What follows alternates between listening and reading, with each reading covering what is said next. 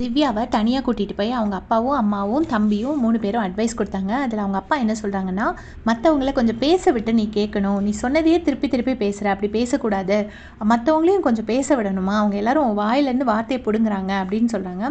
சொன்னோடனே திவ்யா சொல்கிறாங்க, இல்லைப்பா இங்கே நம்ம மாற்றிக்கிட்டாலும் நம்மளை ஒரு விஷயத்தை வச்சே பிராண்ட் பண்ணுறாங்கப்பா, நம்ம எவ்வளோ மாற்றியும் யூஸ் இல்லை அப்படின்னு சொல்கிறாங்க. அப்போ திரும்பவும் வந்துட்டு என்ன சொல்கிறாங்கன்னா, நீ நல்லா தான் விளையாடுற, சூப்பராக கேம் விளையாடுற, ஆனால் தனியாகவே விளையாடு, சாண்ட்ரா கிட்ட பார்த்து இரு, அதிகமாக கொட்டு சேர்ந்துக்காத அப்படிங்கிற மாதிரி சொல்கிறாங்க. அவங்க அண்ணா என்ன சொல்கிறாங்கன்னா, நீ எல்லாருக்கூடையும், அண்ணா இல்லை தம்பி, எல்லாருக்கூடையும் ஈக்குவலாக டைம் ஸ்பெண்ட் பண்ணு, அரோரா கூட கொஞ்சம் ஜாஸ்தியாக டைம் ஸ்பெண்ட் பண்ணுற மாதிரி இருக்குது அப்படின்னு சொல்கிறாங்க.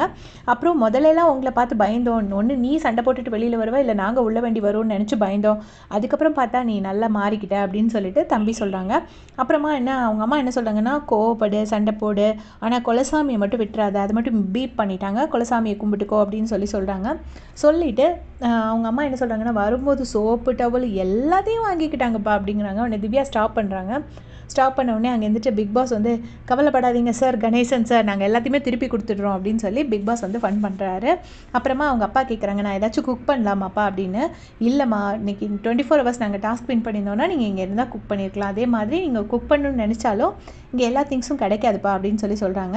அப்புறமா லாஸ்ட்டு சாட்டர்டே தான் எங்களுக்கு கால் வந்துச்சுன்னு அவங்க அப்பா சொல்கிறாங்க. சொல்லிவிட்டு நல்லா சாப்பிடு, நல்லா தூங்குமா, கோவத்தை மட்டும் கொஞ்சம் குறைச்சிக்கோ அப்படின்னு சொல்லிட்டு அவங்க அப்பா சொல்கிறாங்க.